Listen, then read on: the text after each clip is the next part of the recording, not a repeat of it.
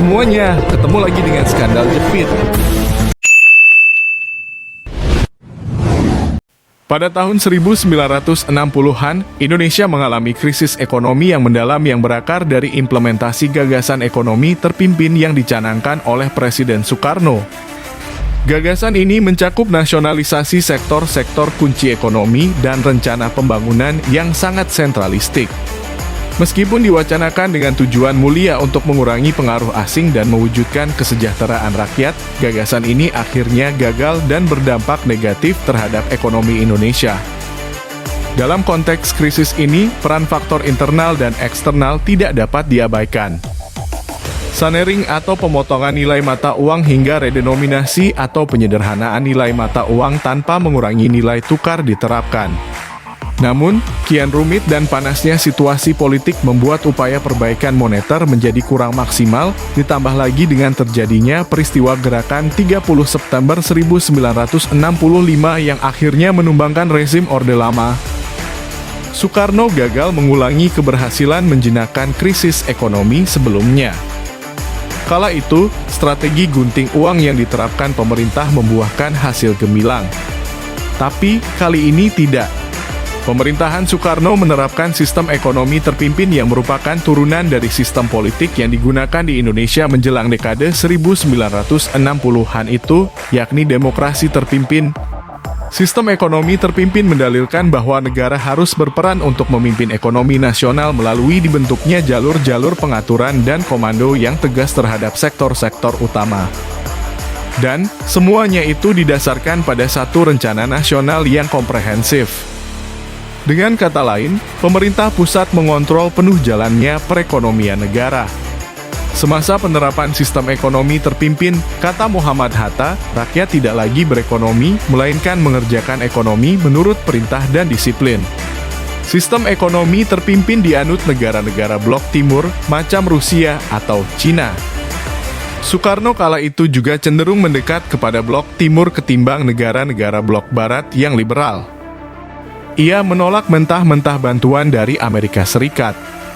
Bahkan, atas perintah Presiden, Indonesia menarik diri dari keanggotaan IMF dan Bank Dunia. Emil Salim melalui buku Pemikiran dan Permasalahan Ekonomi di Indonesia dalam setengah abad terakhir, 1966 hingga 1982.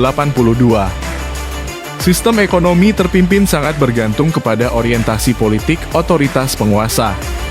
Pembangunan tidak sepenuhnya berkembang karena uang negara lebih banyak ditujukan bukan untuk kepentingan ekonomi. Urusan ganyang Malaysia dan upaya perebutan Irian Barat yang digalakan Bung Karno pada awal-awal dekade 1960-an mengakibatkan anggaran keuangan negara tersedot untuk kepentingan non-ekonomi itu, yang kemudian memantik guncang perekonomian negara.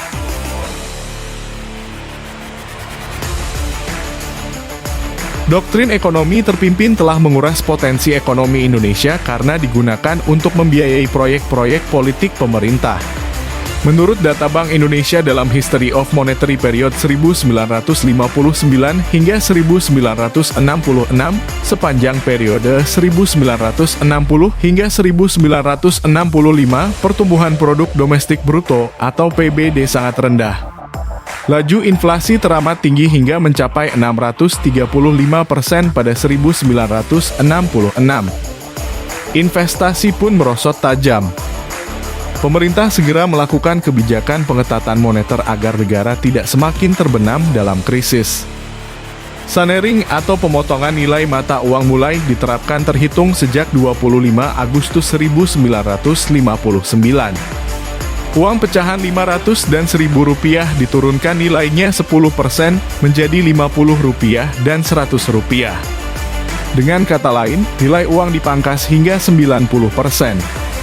Sunering yang oleh pemerintah disebut dengan istilah penyehatan uang ditempuh untuk mencegah inflasi semakin tinggi, mengendalikan harga, meningkatkan nilai mata uang, dan memungut keuntungan tersembunyi dari perdagangan. Intinya, penerapan status bahaya di Indonesia sejak pemerintah kolonial Belanda hingga pemerintah Orde Baru. Sunering dilakukan juga untuk mengurangi jumlah persediaan dan peredaran uang. Dari 34 miliar rupiah menjadi 21 miliar rupiah. Namun, sebagian kalangan ternyata belum siap dengan kebijakan yang terbilang ekstrim ini. Disebutkan dalam Harta Bumi Indonesia, banyak orang yang pingsan, bahkan meninggal mendadak karena syok akibat penerapan Sanering. Sanering juga menyebabkan daya beli masyarakat menurun drastis karena pemotongan nilai uang tidak diikuti dengan penurunan harga-harga barang. Artinya, nilai uang terhadap barang berubah menjadi lebih kecil lantaran yang dipotong adalah nilainya. Perilaku para spekulan dan profitur membuat keadaan semakin runyam. Sehari sebelum kebijakan diterapkan, mereka memborong aset-aset milik masyarakat yang belum paham soal Sanering. Setelah Sanering diterapkan, uang yang diterima sudah turun nilainya. Langkah lainnya, pemerintah membekukan 90% giro dan deposito di bank di atas Rp25.000 dan menukarnya dengan surat utang. Bersamaan dengan itu, dilakukan devaluasi dari Rp11 menjadi Rp45 per dolar Amerika Serikat. Budiono dalam bukunya menilai, ini langkah tanggung karena di pasar bebas waktu itu kurs sudah mencapai sekitar Rp150 per dolar Amerika Serikat.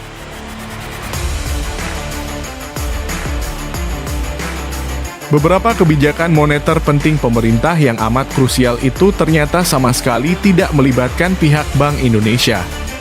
Merasa dilangkahi, Gubernur BI saat itu, Loekman Hakim, mengajukan pengunduran diri kepada Presiden Soekarno. Begitulah sistem ekonomi terpimpin. Pemerintah memegang penuh kendali perekonomian negara. Bahkan, terkesan ada tekanan cukup kuat untuk membatasi kewenangan BI sebagai bank sirkulasi dan penjaga stabilitas moneter. Ternyata, Sanering dan kebijakan moneter lainnya yang diterapkan pemerintahan Soekarno menjelang berakhirnya tahun 1959 itu tidak membuahkan hasil seperti yang diharapkan. Perekonomian masih limbung, laju inflasi kurang bisa dibendung, harga-harga barang pun kian melambung. Ditambah lagi, memasuki dekade 1960-an, Presiden Soekarno gencar melakukan gebrakan yang justru semakin membuat situasi politik tidak menentu, yakni kampanye Ganyam Malaysia dan pembebasan Irian Barat. Keuangan negara pun kian guncang karena tersedot untuk membiayai misi-misi politik itu. Pada 1961, kondisi moneter nasional semakin parah. Terjadilah hiperinflasi yang ditandai dengan laju inflasi yang sangat tinggi, bisa di kisaran 100% atau bahkan lebih. Berdasarkan data yang tertulis dalam The Indonesian Economy, Facing a New Era, tahun 1966 karya J. Panglaikim dan H.W. Arndt, sejak 1961, tingkat persentase inflasi lebih tinggi daripada jumlah uang yang beredar. Tahun 1961, peredaran uang meningkat 41%, sementara laju inflasi 156%. Situasi ini semakin parah dari tahun ke tahun. Puncaknya terjadi pada 1965, tingkat edar uang naik hingga 161% dengan inflasi yang menembus angka 592%. Pemerintah bahkan mengalami defisit anggaran. Dari 29,7% pada tahun 1961. Kemudian berturut-turut 38,7% tahun 1962. 50,8% tahun 1963. 58,4% tahun 1964. Hingga 63,4% tahun 1965. Menjadikan Indonesia berada di titik nadir. Di tengah situasi ekonomi dan politik yang amat buruk, pemerintah akhirnya menerapkan kebijakan redenominasi atau penyederhanaan nilai mata uang tanpa mengurangi nilai tukar. Pada 13 Desember 1965, diterbitkan pecahan uang baru Rp1 yang memiliki daya beli setara dengan Rp1.000. Berbeda dengan Sanering, redenominasi tidak mengurangi nilai mata uang tersebut sehingga tidak mempengaruhi harga barang. Tujuan redenominasi pada intinya adalah untuk menyederhanakan pecahan uang agar lebih efisien dalam bertransaksi. Namun, tetap saja timbul kebingungan di masyarakat. Redenominasi juga punya kelemahan, apalagi jika diterapkan di negara luas seperti Indonesia dengan masyarakat yang memiliki tingkat pemahaman berbeda-beda. Harga barang-barang menjadi simpang siur karena kurangnya sosialisasi dari pemerintah ihwal redenominasi. Adaptasi harga barang di daerah-daerah sangat lambat. Beredarnya dua jenis uang pada saat yang bersamaan, uang lama dan uang baru, memicu munculnya masalah baru. Situasi bertambah pelik karena saat itu Indonesia sedang dilanda keguncangan setelah peristiwa G30S1965. Kecemasan masyarakat atas gejolak politik dan situasi ekonomi yang kian memburuk menambah krisis kepercayaan terhadap pemerintah. Gelombang demonstrasi pun dilakukan sejak awal 1966. Untuk kedua kalinya dalam waktu kurang dari 7 tahun, rezim Orde Lama gagal mengatasi krisis.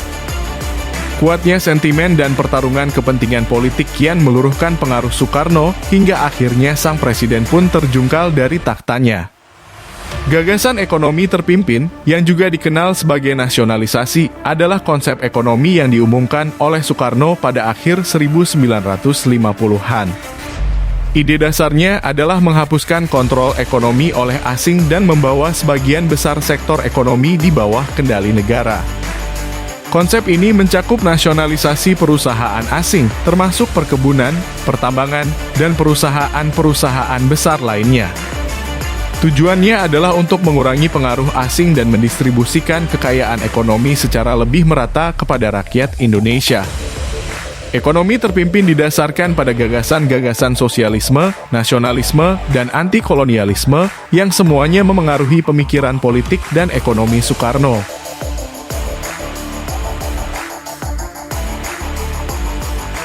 Dalam upaya mewujudkan gagasan ekonomi terpimpin, pemerintah melakukan nasionalisasi sejumlah besar perusahaan asing. Salah satu langkah kontroversial adalah nasionalisasi perusahaan Belanda yang menyebabkan konflik diplomatik yang serius antara Indonesia dan Belanda. Selain itu, pemerintah juga mendirikan Badan Ekonomi Terpimpin atau BET yang bertugas mengelola sektor ekonomi yang nasionalisasi. Pemerintah mengendalikan harga, produksi, dan distribusi produk-produk tertentu. Langkah ini seringkali tidak mempertimbangkan prinsip-prinsip pasar bebas dan efisiensi ekonomi. Salah satu masalah utama adalah sentralisasi keputusan ekonomi. Semua keputusan ekonomi penting harus dilakukan oleh pemerintah pusat, dan ini menyebabkan birokrasi yang lambat dan tidak efisien. Nasionalisasi perusahaan asing menciptakan ketidakpastian hukum yang mendorong banyak investor asing meninggalkan Indonesia. Hal ini merugikan investasi dan pertumbuhan ekonomi.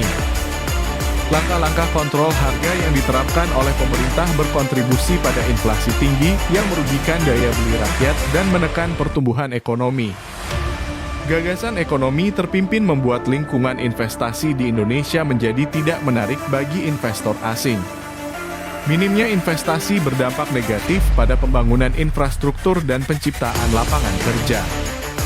Selain faktor-faktor internal, faktor eksternal juga mempengaruhi krisis ekonomi ini. Indonesia sangat bergantung pada ekspor minyak sawit pada saat itu. Fluktuasi harga minyak dunia berdampak signifikan pada perekonomian Indonesia, dan penurunan harga minyak dunia pada awal 1960-an menghambat pendapatan negara. Perang dingin juga berdampak pada Indonesia. Pada saat itu, AS dan Uni Soviet bersaing untuk mendapatkan pengaruh di negara-negara berkembang, termasuk Indonesia. Hal ini menciptakan ketidakstabilan politik yang berkontribusi pada krisis ekonomi. Krisis ekonomi mencapai puncaknya pada pertengahan hingga akhir 1960-an. Inflasi melonjak, nilai tukar merosot, dan ketidakstabilan politik semakin meningkat. Banyak perusahaan nasionalisasi mengalami penurunan produktivitas karena manajemen yang kurang efisien dibandingkan dengan perusahaan swasta. Ketidakstabilan politik, termasuk perpecahan dalam pemerintah, juga berdampak negatif pada kebijakan ekonomi. Pada tahun 1965, kegagalan gagasan ekonomi terpimpin mencapai titik kritis. Pemerintahan Soekarno semakin lemah, disinilah yang juga menjadi salah satu dasar pergantian kepemimpinan Indonesia. Pemerintahan Soeharto mengambil alih kekuasaan dan mulai mengubah kebijakan ekonomi secara radikal. Mereka membuka kembali pasar kepada investasi asing, memperkenalkan kebijakan liberalisasi ekonomi, dan mempromosikan swasta dalam pengelolaan sektor-sektor ekonomi kunci. Gagalnya gagasan ekonomi terpimpin dan krisis ekonomi tahun 1960-an memiliki dampak jangka panjang yang signifikan pada ekonomi dan politik Indonesia. Pemerintahan Orde Baru di bawah Soeharto memulai era pertumbuhan ekonomi yang pesat dengan mendorong investasi asing, ekspor non-minyak, dan pembangunan infrastruktur. Ekonomi Indonesia akhirnya pulih dan negara ini menjadi salah satu negara berkembang yang pertumbuhannya paling pesat di dunia. Meskipun demikian, masa lalu gagasan ekonomi terpimpin dan krisis ekonomi tetap menjadi bagian penting dari sejarah Indonesia dan memberikan pelajaran berharga tentang pentingnya kebijakan ekonomi yang bijaksana, pengelolaan yang efisien, dan stabilitas politik. Krisis ekonomi 1960 dan kegagalan gagasan ekonomi terpimpin adalah bagian integral dari sejarah Indonesia yang mempengaruhi perkembangan ekonomi dan politik negara tersebut. Gagasan yang awalnya bermaksud mulia untuk mengurangi pengaruh asing dan meningkatkan kesejahteraan rakyat Indonesia berakhir dengan ketidakstabilan ekonomi yang mendalam.